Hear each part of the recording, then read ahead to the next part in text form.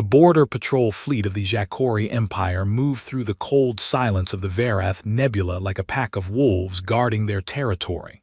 6 warships, each one a kilometer long, cruised in tight formation. Their sensors swept the void in every direction, watching for smugglers, pirates, or anything that did not belong. Lieutenant Korath was the first to see it. He sat at his scanning station aboard the Crimson Fang, staring at numbers that made no sense.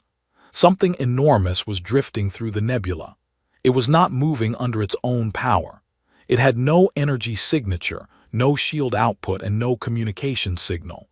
It was just floating, dark and silent, like a dead thing carried by the current of space itself. "Sir," Korath said, his voice tight, "I have a contact, unknown classification. It is large." Captain Drevos walked to the scanning station and looked over the lieutenant's shoulder. His 4 eyes narrowed. The object on the screen was not an asteroid. It was not a station. It was a ship, and according to the readings, it was 14 kilometers long. Drevos felt his throat go dry. The largest warship in the Jacuri fleet was barely 6 kilometers. Whatever this thing was, it was more than twice that size. "Match it against the registry," Drevos ordered. Korath ran the scan 3 times. Every time the result came back the same. No match found. The ship did not belong to the Jacuri. It did not belong to the Velnari Collective, the Drathan Federation, or any of the 47 known spacefaring species in the galaxy. It belonged to no one.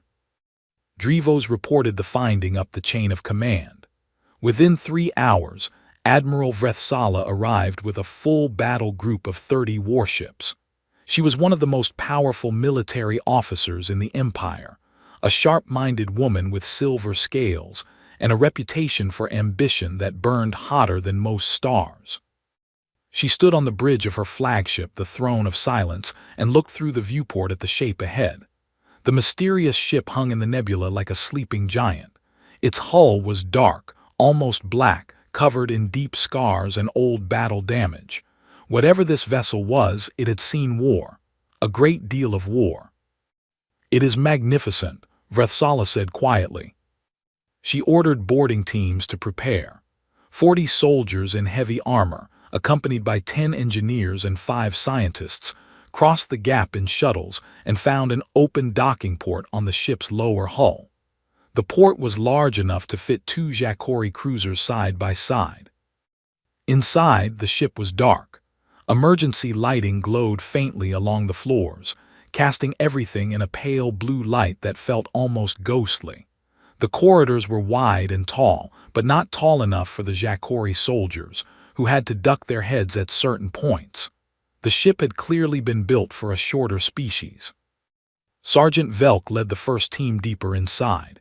He reported back in a voice that was calm but confused. The walls had writing on them, labels, directions, warnings. The language was not in any galactic database, but one of the scientists recognized the script after running a basic comparison. It was English, an old form of human English. Vrethsala received this report with a frown. Humans were a minor species. They had been contacted by the galactic community only 40 years ago. They were confined to a small stretch of the Orion Arm, flying ships that could barely manage basic faster-than-light travel. They were considered primitive, harmless, and largely unimportant. The idea that this enormous, battle-scarred warship could be human was almost laughable. "Continue the search," Vrethsala ordered. "There must be more information inside." The teams pushed further in. They found crew quarters built for human-sized bodies. They found mess halls with tables and chairs designed for beings with 2 arms and 2 legs. They found armories that were sealed shut with locks the engineers could not open. And they found in the lower decks the remains of what appeared to be manufacturing bays, factories built inside the ship, capable of producing equipment, weapons, and even smaller vehicles. The scale of the vessel was staggering. It was not just a warship. It was a mobile fortress, a city that could sail between the stars and wage war for years without resupply. Then the lead team reached the command bridge. It was located deep in the heart of the ship, protected behind layers of armored bulkheads. The doors were sealed, but the engineers managed to force one open with cutting tools. Inside, the bridge was circular, ringed with stations that were all dark and dead. In the center stood a command chair, empty and waiting. As the boarding team stepped inside, something happened. A single display screen on the far wall flickered to life. Green text scrolled across it, line by line in that same old human script. One of the scientists translated it in real time, reading aloud for the admiral who was listening through the communication link. UNSC Revenant, hull designation CV7741, contingency vessel, status, dormant, awaiting recall. UNSC, United Nations Space Command. It was a human designation, but it belonged to no organization that currently existed on Earth or in any human colony. The Jacuri had detailed intelligence files on humanity. There was no UNSC. There was no ship called the Revenant, and there was certainly no human technology that looked anything like this. Vrethsala made her decision quickly.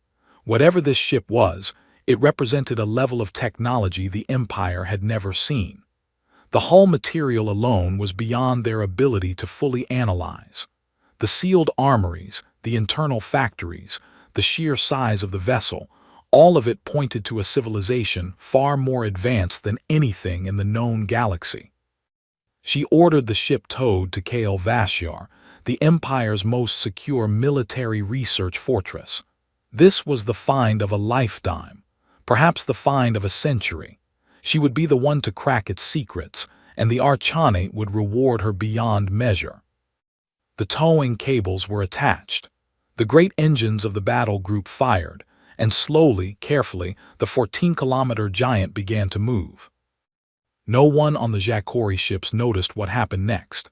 Deep inside the Revenant, in a chamber that the boarding teams had not found, a system activated. It was small, drawing barely enough power to light a candle. It charged for exactly 4 seconds, and then it sent a single pulse, a burst of encrypted data, fired not through normal space but through something else entirely, something the Jacuri did not have the instruments to detect.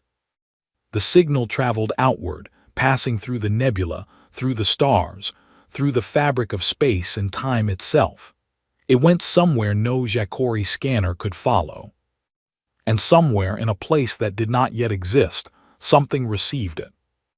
The Revenant had been asleep for a very long time, but now it had told its masters that it had been found, and it was waiting for them to come and take it home. The news spread across the galaxy the way fire spreads through dry grass. The Jacuri Empire had recovered an alien warship of unknown origin. It was massive, it was powerful, and it was unlike anything anyone had ever seen before. The Galactic Diplomatic Forum on the neutral station Celestine Accord buzzed with rumors and speculation. Ambassadors from dozens of species gathered in the great circular hall, whispering to each other, trading theories, and watching the Jacuri delegation with sharp eyes. Everyone wanted to know more about the mystery ship. Everyone wanted a piece of it. The Jacuri delegate, High Speaker Morath, stood at the central podium and addressed the forum with the confidence of an empire that controlled 4,000 star systems. He confirmed the recovery of what he called a vessel of extraordinary scientific value. He declared it the lawful property of the Jacuri Empire under galactic salvage law, recovered from unclaimed space, belonging to no recognized nation. The hall nodded along. This was standard procedure. A derelict found in open space belonged to whoever found it first. The law was clear, and the Jacuri had the military strength to enforce it regardless. No one expected what happened next. A door at the far side of the hall opened, and Captain Alara Mwangi walked in. She was Earth's ambassador to the galactic community, a tall woman with dark skin, close-cropped hair, and steady brown eyes that gave nothing away. She represented a species that most delegates considered barely worth noticing. Humanity had a single embassy, a handful of trade agreements, and no military presence beyond their own small corner of space. Mwangi stepped to the speaker's platform and formally requested the floor. The forum granted it, more out of curiosity than respect. "The ship you have recovered," Mwangi said, her voice clear and calm, "is designated UNSC Revenant, hull number CV7741. It is a human vessel, and on behalf of humanity, I am requesting its immediate return." For a moment the hall was silent, then the laughter started. It began with the Drathan delegation, a low rumbling chuckle that spread like a wave across the chamber. The Velnari clicked their mandibles in amusement. Even species that were usually polite could not hide their smiles. The idea that this tiny, primitive species could claim ownership of a warship that dwarfed the fleets of empires, it was simply absurd. High Speaker Morath waited for the laughter to die down before responding. "Ambassador Mwangi," he said, his tone dripping with politeness that was really just a polished form of mockery, "humanity's largest warship is, I believe, 300 meters long. The vessel we recovered is 14 kilometers. Surely you can see the difficulty with your claim." Mwangi did not smile. She did not frown. She reached into her coat and placed a small data device on the podium. "I have evidence," she said simply. The forum fell quiet again, this time not from amusement, but from surprise. Mwangi activated the device, and holographic data filled the air above the podium for every delegate to see. She presented 3 pieces of evidence. The first was a linguistic analysis. Every piece of writing found on the ship was in an old form of human English. The grammar, the alphabet, the technical terms, all of it matched Earth's language records perfectly. No other species in the galaxy used this language or anything close to it. The second piece of evidence was biological. The boarding teams had left sensor data in the Jacuri's own reports, which had been partially leaked. Trace DNA found in the crew quarters was human, not similar to human, not close to human. It was human, a perfect match with the species currently living on Earth. But it was the third piece of evidence that changed everything. Mwangi's people had managed to obtain a partial decryption of the ship's navigational black box. She did not explain how they had gotten this data, and no one in the hall thought to ask, because what the data showed drove every other thought from their minds. The black box contained navigation logs, star coordinates, jump points, travel routes, and every single route originated from the same place, Earth's Sol system. But the dates on the logs were not from the past. They were from the future, 700 years in the future. The holographic display showed the dates clearly. The hall went dead silent. "The Revenant is not an ancient relic," Mwangi said into that silence. "It is a human warship from a future that has not yet happened, a future in which humanity builds vessels like this as a matter of course." She let that sink in. Every delegate in the room understood what it meant. If this ship was truly from humanity's future, then at some point in the next 7 centuries, the species they had all been laughing at would become powerful enough to build warships that could humble any fleet in the galaxy. High Speaker Morath's amusement was gone. His scales had gone pale, a sign of deep unease in Jacuri body language. He recovered quickly and responded with the only move he had left. "Regardless of its origin," Morath declared, "the vessel was recovered in Jacuri space. It poses potential security risks to the Empire. Under Article 9 of the Galactic Security Protocols, we are within our rights to retain it for analysis. The claim is denied." Mwangi stared at him for a long moment. Then she nodded once, as if she had expected exactly this answer, and left the podium without another word. Behind the scenes, things moved much faster. Within hours of the forum session, the Archonate, the ruling council of the Jacuri Empire, held an emergency meeting. The mood was dark. The evidence Mwangi had presented could not be easily dismissed. If humanity's future was this powerful, the Archonate faced a question that no empire wanted to face. Should they try to make peace with a species that would one day surpass them? Or should they act now, while humanity was still small and weak, and make sure that future never came to pass? Admiral Vrethsala, attending by secure holographic link from Kale Vashar, argued for the second option. She was not cruel by nature, but she was practical.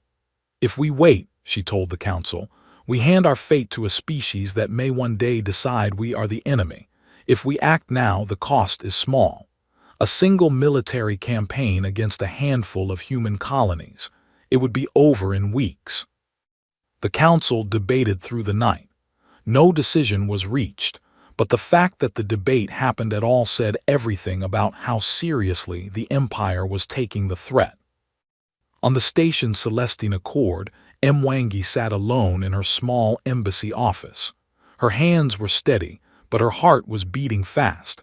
She had played the only cards she had, and the Empire had not folded. Her terminal chimed. A new message had arrived from the same unknown source that had first told her about the Revenant. The source that had given her the ship's registry number, the coordinates, the decrypted black box data. She had never been able to trace where these messages came from. She opened it. The message contained a single word. Patience. Mwangi stared at the word for a long time. Then she closed the message, leaned back in her chair, and decided to trust whoever, or whatever, was watching over humanity from the shadows. She did not yet know that the answer to every question she had was sitting inside a sealed chamber aboard the Revenant, waiting quietly in the dark, counting down the days until its family came home. The Imperial Research Fortress Kale Vashar was the most secure installation in the Jacuri Empire. It sat in orbit around a dead moon at the heart of a heavily guarded star system.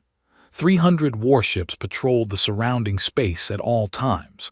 No unauthorized vessel had ever come within 10 light-years of it. Inside its largest dry dock, the Revenant sat like a caged animal. Clamps the size of city buildings held it in place. Scaffolding covered its hull from bow to stern. Thousands of floodlights bathed it in harsh white light, revealing every scar, every dent, every mark of battle that the great ship carried on its skin. Admiral Vrethsala had assembled the finest minds in the Empire for this project. 3,000 scientists, engineers, weapons specialists, and materials experts worked around the clock in rotating shifts. Their mission was simple: take the ship apart, learn its secrets, and give the Empire the power to build vessels like it. The work did not go well. The hull was the first problem. It was made of a material that Jacuri science could not identify. Scanners returned readings that changed every time they were taken, as if the metal itself was shifting at a molecular level. Cutting tools that could slice through battleship armor barely scratched the surface. One team tried using a plasma drill and managed to remove a small sample after 6 hours of continuous effort. When they analyzed the sample the next morning, the composition had changed. The metal had restructured itself overnight. It is adapting, the lead materials scientist reported, his voice full of disbelief. The hull is not simply strong, it learns. The interior systems presented a different kind of problem. Every important system on the ship was locked behind encryption so complex that the Empire's best code breakers could not make any progress at all. They tried brute force attacks, quantum decryption, and pattern analysis. Nothing worked. The ship's computers simply refused to give up their secrets. And then the strange things started happening. It began with small events. Equipment left near the ship would malfunction. Power tools would shut off for no reason. Scanning devices would give impossible readings and then return to normal. The engineering teams blamed faulty equipment at first, but the pattern was too consistent. The malfunctions only happened near the Revenant. Then came the sounds. Researchers working in the ship's corridors reported hearing whispers, faint voices speaking in a language they could not understand. The security teams swept the areas and found nothing. Audio recorders picked up nothing. But the whispers continued, always just at the edge of hearing, always in that same soft, human tongue. The worst incident involved a mapping team on the ship's lower decks. They had been charting the layout of a section near the stern when they took a break for 2 hours. When they returned, the corridor they had mapped was gone. Not blocked or sealed, gone. The walls had moved. The layout had changed. Where there had been a straight hallway, there was now a curved passage leading somewhere entirely different. The team leader filed a report that was equal parts professional and terrified. "The ship is rearranging itself," she wrote. "It knows we are here, and it is deciding what we are allowed to see." Vrethsala read these reports with growing frustration. She was not a woman who accepted failure easily. She had staked her career on this project, and she would not let a dead ship defeat the might of the Jacuri Empire. She ordered a forced breach of the ship's reactor core, the most protected section of the vessel. If they could understand how the ship generated power, everything else would follow. Her engineering teams cut through 3 armored bulkheads over the course of 2 days. Behind the third one, they found something unexpected. It was not the reactor. It was a secondary chamber, hidden behind the heaviest armor on the entire ship. Inside was a single machine, a processing core of some kind, covered in delicate crystalline structures that pulsed with a faint blue light. It was clearly some form of artificial intelligence, and unlike the rest of the ship's systems, it was not locked. It was simply waiting. Vrethsala gave the order to power it on. The crystalline structures brightened. The blue light intensified until it filled the chamber. And then a voice spoke, calm, measured, and polite, in perfect Jacuri language. "Good morning. I am Vigil Artificial Intelligence System of the UNSC Revenant.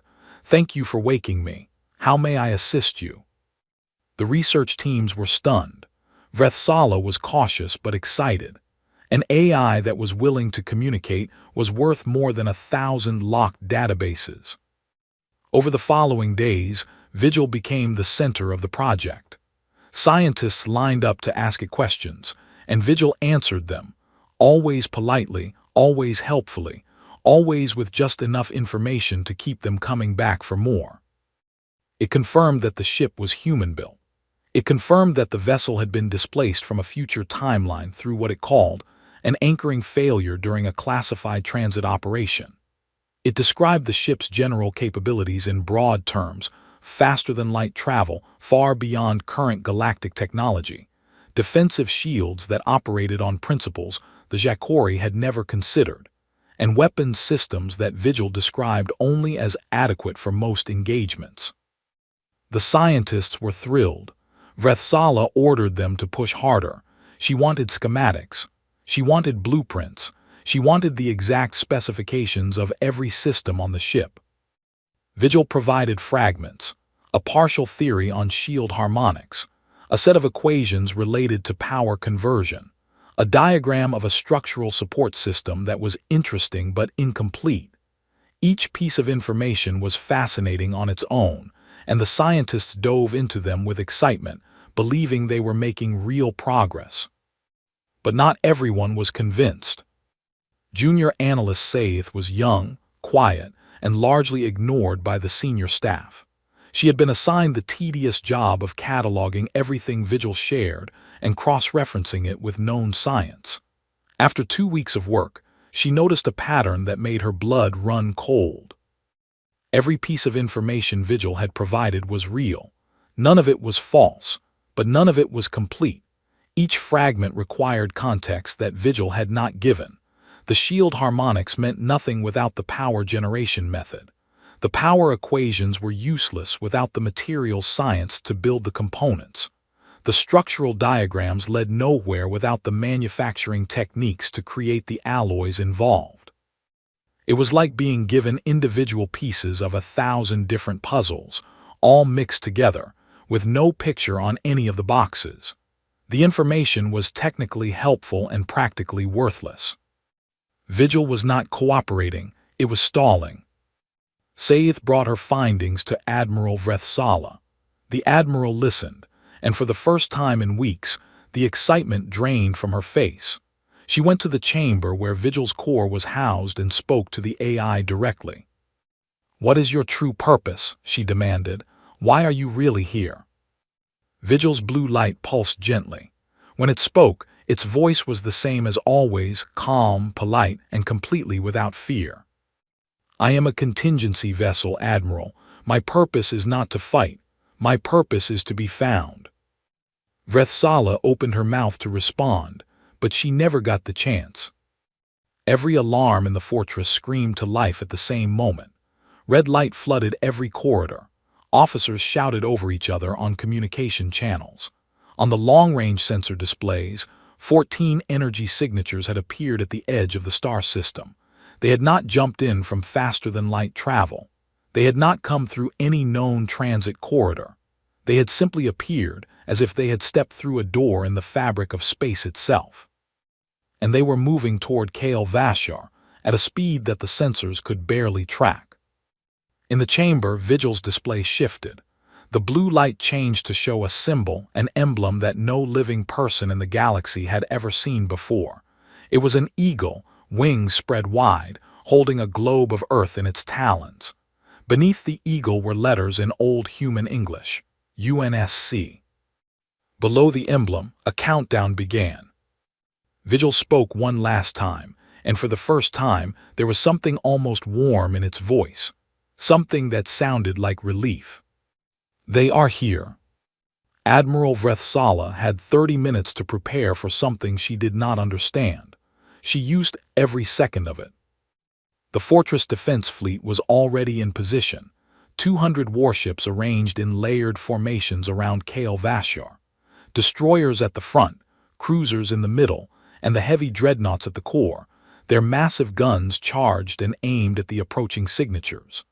This was the strongest concentration of military force the Jacuri Empire could assemble in a single location. It was enough firepower to crack a planet in half. Vrethsala stood on the bridge of her flagship, the Throne of Silence, and watched the sensor displays with all 4 of her eyes. The 14 unknown contacts were closing fast. Too fast. They were crossing distances in seconds that should have taken minutes. And they moved in a way that her tactical officers could not explain: sudden changes of direction, impossible accelerations, formations that shifted like living things. "Admiral," her sensor officer reported, his voice unsteady. "The contacts are resolving. They are ships, 14 vessels. Sizes range from 8 to 20 kilometers. 20 kilometers. Vrethsala felt the number land in her stomach like a stone. The largest ship in her fleet was 6 kilometers long. These things were more than 3 times that size. "Configuration?" she asked. "Unknown. Hull designs do not match any known species, but the energy readings—" The officer paused. He checked his instruments again. He checked them a 3rd time. "Admiral, the energy output from the lead vessel alone is greater than our entire fleet combined." Vrethsala gripped the railing in front of her. She had fought in 11 major engagements during her career. She had never felt afraid before a battle. She felt it now. The 14 ships dropped out of their impossible speed and took position in a wide arc at the edge of the system. For the first time, the fortress's optical sensors got a clear look at them. They were beautiful. That was the first thought that crossed the minds of everyone who saw them. The ships were sleek and angular, built with a kind of elegant precision that spoke of a civilization that had mastered the art of war so completely that even their weapons had become graceful. Their hulls shimmered with a faint light that seemed to come from within the metal itself, as if the ships were alive and glowing with quiet power. A communication signal cut across every frequency in the system. It was broadcast in Jacuri, in Drathan, in Velnari, in Human English, and in 30 other galactic languages, all at the same time, each version perfectly translated. A human voice spoke. It was deep, calm, and carried the kind of authority that did not need to raise its volume to be heard. "This is Fleet Admiral Josiah Marin of the UNSC Inheritance. You are in possession of UNSC property. the contingency vessel Revenant, hull designation CV7741. You have 1 standard hour to withdraw all personnel from the vessel and release it to us. There will not be a second request. The message ended. The channel went silent.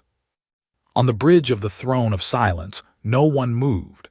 Vrethsala stared at the display showing the 14 ships and felt the weight of a decision she did not want to make. Her communication console lit up. It was a direct encrypted channel from the Archonate, the ruling council of the Empire, watching through a secure feed from their throne world hundreds of light years away. The Archon Prime spoke personally. His voice was hard. "Admiral, you have 200 warships against 14. You will hold your position. You will not surrender Imperial property to an unrecognized military force. Is that understood?" "Understood, my lord," Vrethsala replied. The hour passed. The Jacuri fleet did not move. The Revenant remained locked in its clamps inside the fortress drydock. No personnel were withdrawn. The countdown on Vigil's display reached 0. What happened next lasted 11 minutes. Vrethsala would remember every second of it for the rest of her life. The UNSC fleet moved first. All 14 ships advanced in perfect unison, closing the distance to the Jacuri formation at a speed that seemed almost casual, as if they were in no hurry at all. The Jacuri destroyers opened fire at maximum range, hundreds of plasma cannons and missile batteries unleashing everything they had in a wall of light and fury. The shots hit, every single one found its target, and every single one did nothing. The weapon's fire struck the human ships and simply stopped. It did not splash against shields. It did not bounce off armor. It just ceased to exist, swallowed by something that surrounded the human vessels like a second skin, a barrier that seemed to bend the rules of physics themselves.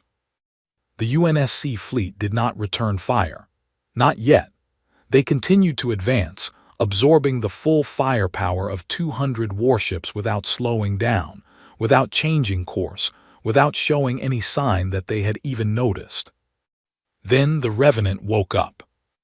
Inside the fortress, every clamp holding the great ship shattered at the same moment. The scaffolding around it crumbled like paper. The floodlights exploded in showers of sparks. The Revenant's hull lit up from bow to stern as systems that had been dormant for who knew how long roared back to life. Its engines fired with a sound that shook the entire fortress, and it moved forward, through the drydock doors, tearing them apart like a whale breaking through a net. Vigil's voice echoed through every speaker in the fortress one final time. "Thank you for your hospitality." The Revenant cleared the fortress and rose to join its fleet. 15 ships now faced 200. And then the UNSC fired. Vrethsala had expected weapons. She had expected beams of energy or volleys of missiles. Things she could understand, things she could counter. What she got instead was something her science officers would later struggle to describe even in their most detailed reports. The human ships projected distortions in the space around the Jacuri fleet. They were not beams, they were not explosions, they were areas where space itself simply folded. Where these distortions touched a Jacuri warship, the ship ceased to exist. It did not explode, it did not break apart. It collapsed inward, folding into itself like a piece of paper being crumpled by an invisible hand, and then it was gone. No wreckage, no fire, no debris. Just empty space, where a warship had been a moment before. 40 ships vanished in the first minute. The Jacuri fleet broke into evasive patterns, but there was no evading weapons that folded space. Another 60 ships were taken in the next 4 minutes. Captains screamed orders over communication channels that were filling with static. Some ships tried to jump to faster-than-light speed and escape, but the UNSC fleet had done something to the space around the system. The jump corridors were gone, sealed shut by technology the Jacuri could not even detect.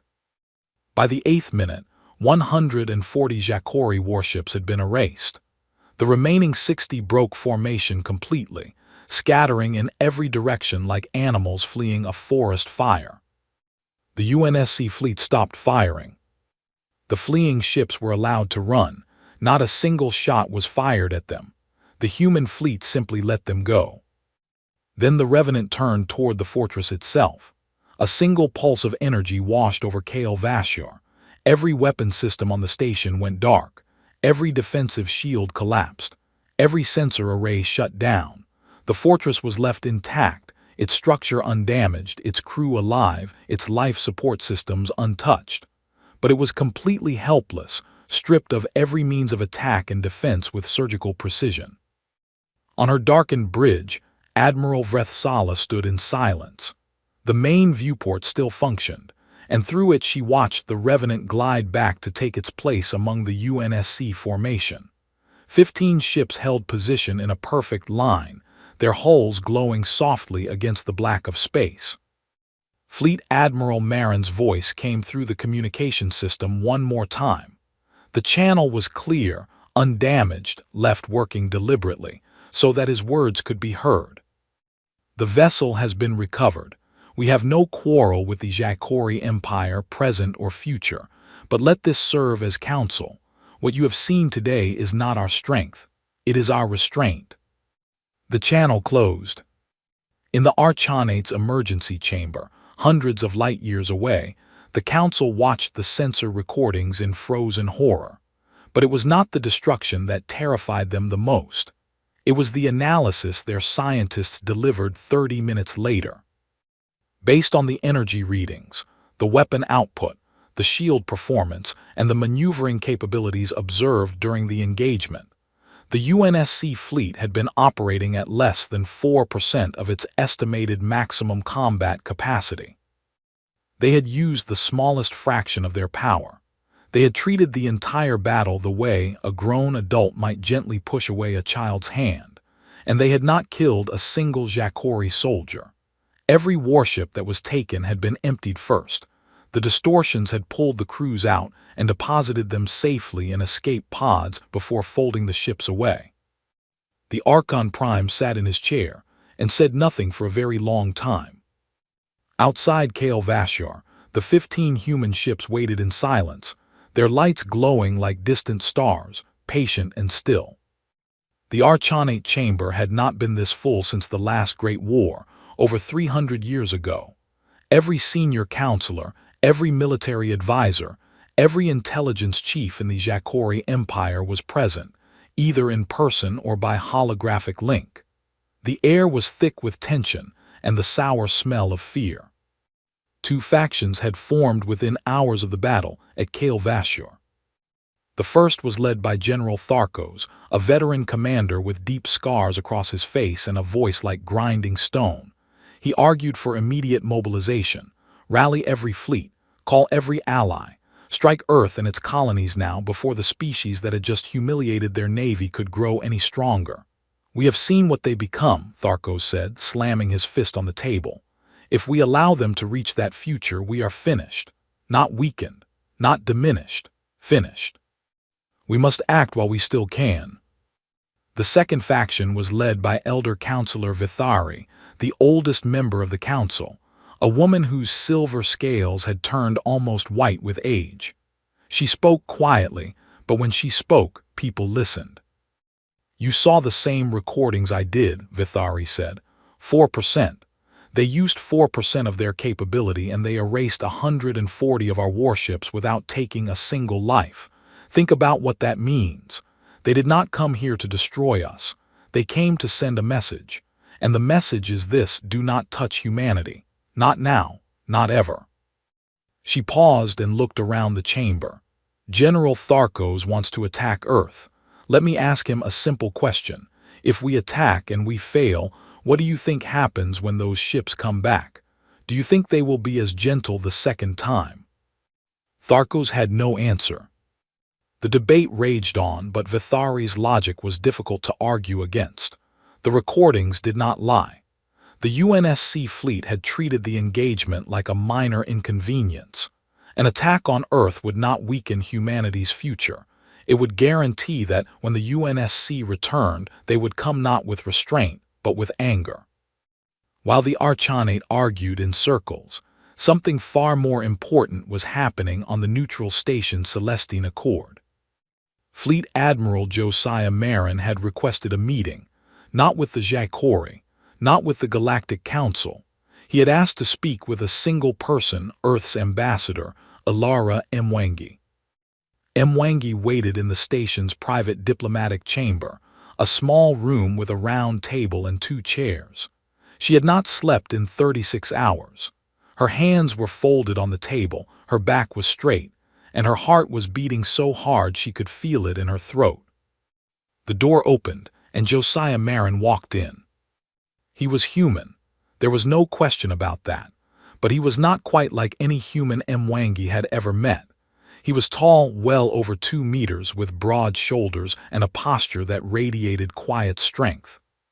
His skin was dark brown, his hair was cut short, and his eyes were a shade of amber that caught the light in a way that seemed almost artificial. When he moved with a smoothness that suggested his body had been improved in ways that went far beyond normal human capability. He looked like what humanity might become if it had 700 more years to grow. He sat down across from her.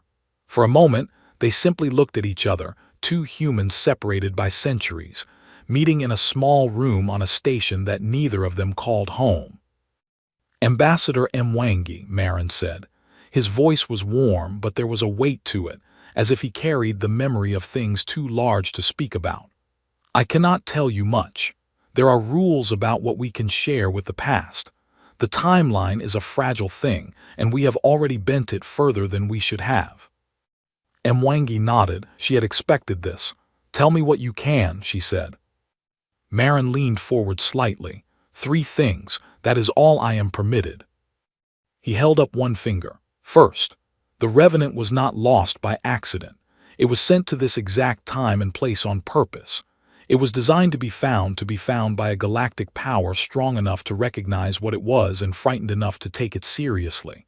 It is a signal, Ambassador, a warning to every species in this galaxy that humanity is not to be touched during its years of growth.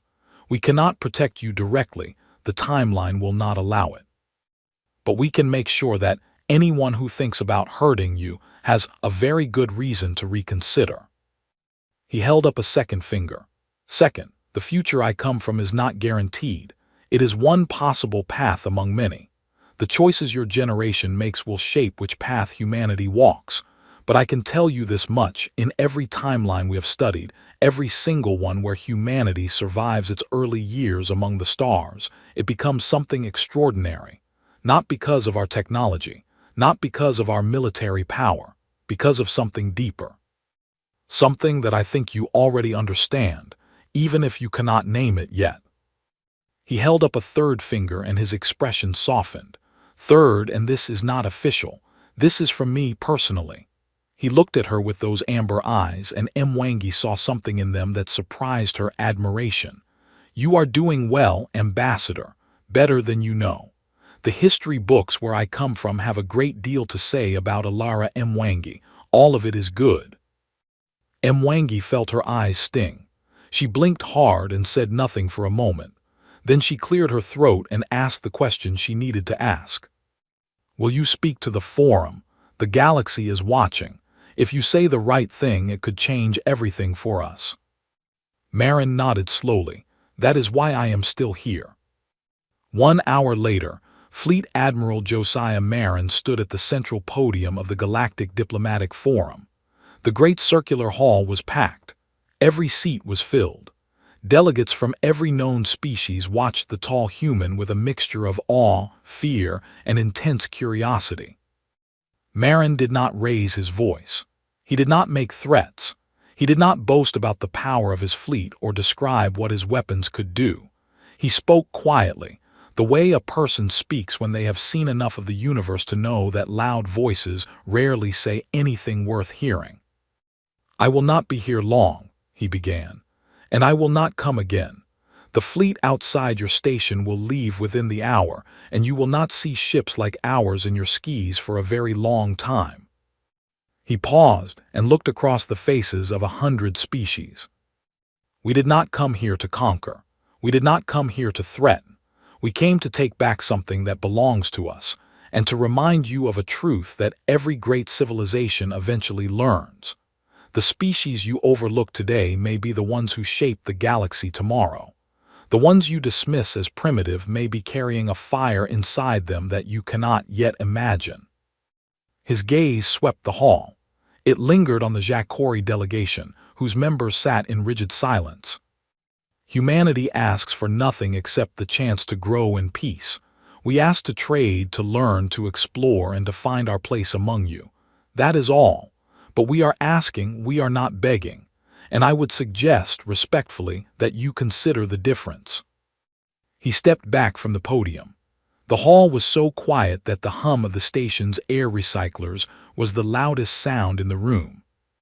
Marin walked out without waiting for a response. Within the hour, just as he had promised, the UNSC fleet departed. The 15 ships turned together, their hulls catching the light of distant stars. Then space folded around them in a way that the galaxy's finest physicists would spend decades trying to understand, and they were gone. No flash. No explosion. They simply stepped out of reality and vanished as if they had never been there at all. The aftermath came slowly, like dawn breaking over a world that had been in darkness. The Jacuri Archonate quietly and unanimously voted to cancel all contingency plans for military action against Earth. The files were sealed. The subject was never raised again. Within months, ambassadors from species that had never given humanity a second thought began arriving at Earth's embassy. The Velnari sent a trade delegation. The Drathan Federation proposed a joint research program. 3 smaller species that had previously refused to even acknowledge human diplomatic requests now competed for partnership agreements. Not all of it was driven by fear. Some of it was genuine respect. A recognition that perhaps the galaxy had underestimated the quiet little species from the Orion Arm. Some of it was practical calculation, the understanding that being friends with humanity now, while they were still young and grateful, was the wisest long-term investment any civilization could make. And some of it was simply wonder. The recordings from Kale Vashar had been shared across every network in the galaxy. Billions of beings had watched ships that moved like thoughts and weapons that folded space like cloth. They had seen the future, and the future was human. On the station's Celestine Accord, Ilara Mwangi stood at the viewport of her embassy and watched a Jacuri diplomatic shuttle dock for the very first time. It was a small ship, carrying a small delegation, bringing a small offer of friendship. But it was real, and it was a beginning. She allowed herself a smile, the first real smile she had worn in weeks. Behind her, her terminal chimed. One more message from the unknown source that had guided her through the most important weeks of her life. She turned and opened it. There were no words this time, just 2 things. The first was a timestamp, a date exactly 700 years in the future. The second was an image of the UNSC emblem, the eagle with its wings spread over the globe of Earth. And beneath the emblem in small, simple text were the words, "See you soon." It was Vigil. It had been Vigil all along, the ship's AI reaching out through channels that the Jacuri had never found, guiding the right information to the right person at the right time. Not fighting, not threatening. Just making sure that when the moment came, humanity would have someone in the room who was ready. Mwangi closed the message and looked out the viewport again. The stars stretched away in every direction, vast and cold and full of possibility. Somewhere out there, 7 centuries away, the future was waiting. And for the first time in a long time, she was not afraid of it. Far away, in a time that had not yet come to pass, Fleet Admiral Josiah Marin sat in the command chair of the Inheritance and watched the Revenant take its place in the formation. The old ship looked tired but whole, its scars telling stories of battles fought and survived across impossible distances of time and space. He opened the ship's log and leaned back. "Contingency fulfilled," he said quietly. "They are going to be just fine." He closed the log, and the fleet sailed on into the deep and endless dark, carrying the fire of humanity with them wherever they went.